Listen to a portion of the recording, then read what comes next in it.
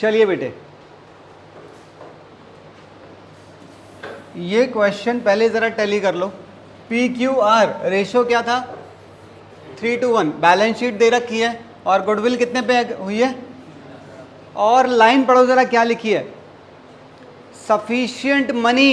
Sufficient बता नहीं रहा है कितनी, कह रहा है पैसे लाने हैं। और लाएगा कौन रे? डेफिनेटली यही तो लाएंगे जो बच गए हैं, क्योंकि ये तो भाई साहब लेके जाएंगे, हाँ या ना? कह रहा है इनके बारे में क्या कह रहा है? कह रहा है ये दोनों पैसा लेके आएंगे सो दैट आर इज, कह रहा है आर के पैसे दे दें और उसके बाद 4,000 रुपये का, 4,000 रुपये का पैसा बचना भी चाहिए। समझ आ रही है? पिछले क्वेश्चन जो हमने करे थे लास्ट क्लास में, उसमें ये नहीं लिखा होता था, बस इतना लिखा होता था कि जो पैसे हमने इसको देने हैं ना, इसको देने वाले पैसे कौन लेके आएगा, खाली इतना लिखा होता था। यहाँ एक बैंक बैलेंस मेंटेन करने के लिए भी कह रहा है मतलब इतना पैसा हो कि इसको देने के बाद भी थोड़े पैसे बच जाएं, ताकि बिजनेस में पैसे को लेके कोई दिक्कत ना आए। समझ आ रही है? ठीक है। और क्या लिखा है? एक लाइन और लिखी है, P and Q are to provide such sum as will make their capital। कह रहा है P और Q इतना इतना पैसा लेकर आएंगे कि उनके कैपिटल रेशो में भी मेंटेन हो जाए। यहां पर दो कंडीशन लगा रखी हैं, ठीक है? जर्नल एंट्री और बैलेंस शीट मांगी है, कोई दिक्कत नहीं है। सबसे पहले गुडविल का ट्रीटमेंट बता दो जरा। यही क्या बन गया? हाँ, तो आर अपना हिस्सा मांगेगा इसके अंदर। आर का हिस्सा कितना है? 1/6। तो आर कहेगा मुझे 5,000 दे दो, पी देगा और क्यू, तो इसे 5,000 चाहिए और रेशो यही ले लेना है 3,000 और, तो गुडविल मेरे हिसाब से क्लियर है।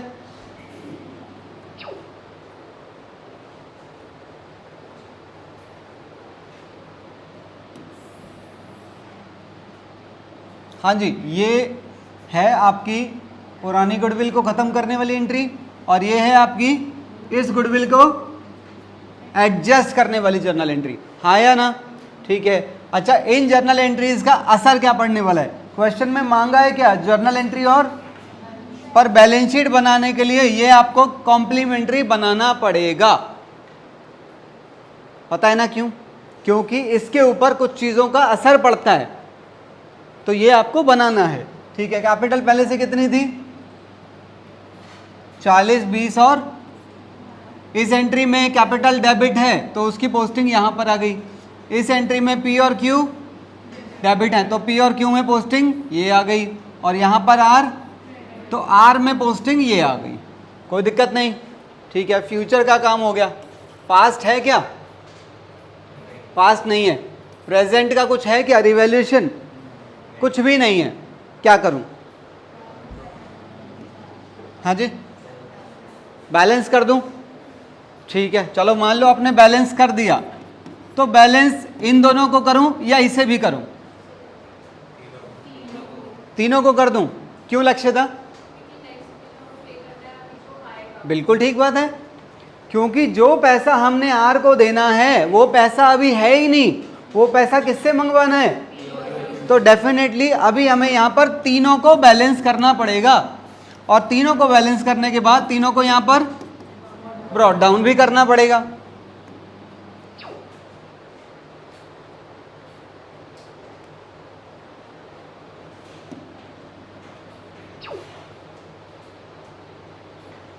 यहां से सुनना सबसे इंपॉर्टेंट पार्ट। अच्छा, अब ये बताओ, एक बात तो पक्की है कि जो पैसा हमने आर को देना है वो पैसा कौन लेके आने वाला है? पी और क्यू लाएंगे। क्या किसी को ये पता है वो कितना लाने वाले हैं? कुछ नहीं पता।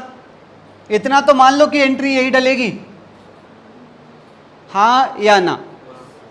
ठीक है। अभी इसके अंदर दो सवाल हैं कि पहला तो ये कि वो दोनों मिलकर पैसा कितना लाए, पैसा, मैं बात कैश की कर रहा हूं, और दूसरा सवाल ये है कि उसके अंदर पी कितने लाया और क्यू कितने लाया। मतलब मुझे कलेक्टिवली भी जानना है और अलग अलग होके भी जानना है। समझ आ रही है मेरी बात? चलो ऐसा करते हैं, एक इमेजिनेशन में चलते हैं। मान लो दोनों मिलके 10,000 लाए, मान लेते हैं, मानने में क्या जा रहा है। चलो पहले कितना था पैसा 10, 10 में ये वाले जोड़ना कितने हो गए 20, 20 20 20, इसको देने कितने हैं। अगर 20 में से 21 दे दूंगा तो मेरा तो नेगेटिव हो जाएगा। और जबकि क्वेश्चन कह रहा है मुझे यहाँ कितने रखने हैं, कह रहा है 4 मुझे यहाँ भी चाहिए, मतलब मैंने जो अमाउंट लिखा है गलत है। ऐसा करते हैं 15 करके देखना, 15, हाँ जी 10 और 15 25 में से 21 देना, तो 4 यहाँ बचेंगे। तो मुझे पता चल गया दोनों मिलके कितना लाएंगे। तो क्या मैं ऐसे करूंगा पेपर में बैठ के हिट एंड ट्रायल, चल चल पहले 11 ले लूँ, फिर 12 ले लूँ, फिर 15 ले लूँ, फिर 20 ले लूँ, तो गलत तरीका है, हाँ या ना। तो मुझे यहाँ पर 2 वर्किंग नोट बनाने हैं। एक वर्किंग नोट से तो मुझे यह पता चलेगा कि वो कितना पैसा लेकर आए, और दूसरे वर्किंग नोट से यह पता चलेगा कि पी कितने लाया और क्यू कितने लाया। ज़्यादा दिमाग मत लगाना, मैंने ये सिंप्लीफाइड तरीका है। मुझे पता है कुछ लोग अलग रास्ता ढूंढ रहे होंगे, हैं ऐसे भी तो कर सकते हैं एक ही वर्किंग नोट से। जिसको ऐसा लगे कोई और रास्ता आप अपना लेना, मैं उसे पेपर में नहीं काटूंगा, ये पक्का है। ठीक है, सुनो ज़रा। तो सबसे पहला वर्किंग नोट, कैलकुलेशन ऑफ, नाम तो दो, calculation of cash brought in by P plus, क्योंकि मैं कंबाइंड में बात कर रहा हूं अभी। भाई ये तो दोनों मिलकर ही लाए ना, कैसे करूं मैं इसका काम।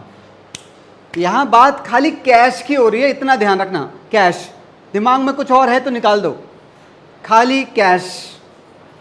सोचो ओपनिंग बैलेंस कितना था कैश का, opening balance 10,000 plus additional cash लिख रहा हूं मैं यहां पर, एडिशनल कैपिटल नहीं लिख रहा हूं, एडिशनल कैश, इसकी वैल्यू x मान लो ना। ये वो है जो दोनों मिलकर लाए हैं, मैं इसकी बात कर रहा हूं। और इसमें से माइनस कर दो, यहां माइनस आएगा। पेमेंट टू आर, आया ना। पेमेंट टू आर कितनी है 21,000, इक्वल टू क्लोजिंग बैलेंस कह रहा कितना चाहिए 4,000। तो यहां से x की वैल्यू निकाल लो 15,000, पता चल गया ना। तो 15,000 हमें इसकी वैल्यू मिल गई है, मुबारक हो। अबे हाँ या ना, 15,000 हिट एंड ट्रायल से भी तो आ रही थी, और ये है प्रॉपर तरीका जो आपको फॉलो करना है। अब क्या करूं, अभी तो मुझे खाली ये पता चला है कि P और Q दोनों मिलकर कितने लाए। अब ये भी तो जानना पड़ेगा कि P के कितने और Q के कितने, क्योंकि दोनों का कैपिटल अकाउंट अलग अलग है, कंबाइंड अकाउंट थोड़ी फॉलो कर रहे हैं। तो एक और वर्किंग नोट लेना पड़ेगा।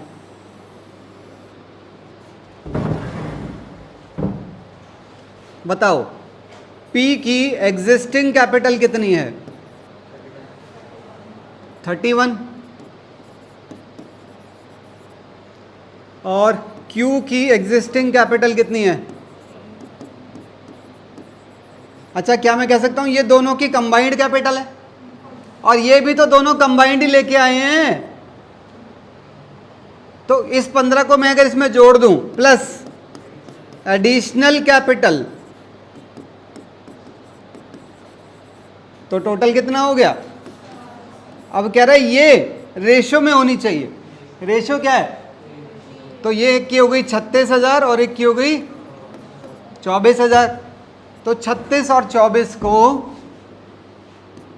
टू बैलेंस कैरी डाउन कर दो, इसके होने चाहिए 36 और इसके होने चाहिए 24। अब ज़रा कंपेयर कर लो, P का क्या हुआ है, P 5,000 लेकर आया है और वो वाला बंदा 10,000 लेके आया। तो यहाँ पर बाय बैंक लिखोगे। अब इसकी आपको वैल्यूज पता लग गई हैं 5 और 10। कहानी क्लियर है। हाँ, ध्यान रखना, पहला वर्किंग नोट कैश का है और दूसरा वर्किंग नोट कैपिटल का है। Got it? अच्छा, इसके बाद क्या होगा? ये जो दोनों कैपिटल्स हैं दोनों बैलेंस शीट के अंदर आ जाएंगी। इसे निकालने के लिए वर्किंग नोट नहीं चाहिए पागलों, यही 4000 तो यहां लिखा जाएगा, फिर फायदा ही क्या है रायता फैलाने का? अभी भी वर्किंग नोट बनाओगे क्या कैश के लिए? खुद ही कह रहा है 4000 रुपये हमें बैंक में चाहिए, तो क्यों बनाएंगे वर्किंग नोट? बोल तो रहा है खुद ही। नहीं समझ आया? कह दो दिमाग ही काम नहीं कर रहा हमारा। देखो जरा, और जैसे ही पैसा आ जाएगा यहां पर आर की पेमेंट कर देना।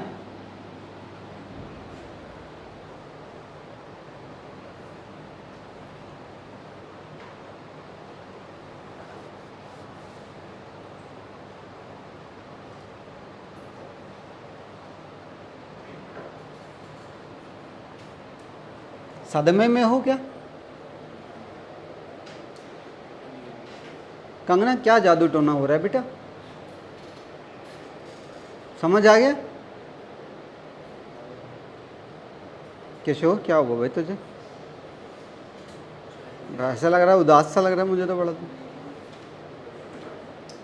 आगे बढ़ें? वर्किंग नोट समझ लिया है। पहले वर्किंग नोट का नाम होगा calculation of cash brought in by P and Q. दूसरे का नाम होगा calculation of closing Capitals of P and Q. मैंने नाम नहीं लिखे, वो मुझे लिखने चाहिए थे, माय मिस्टेक।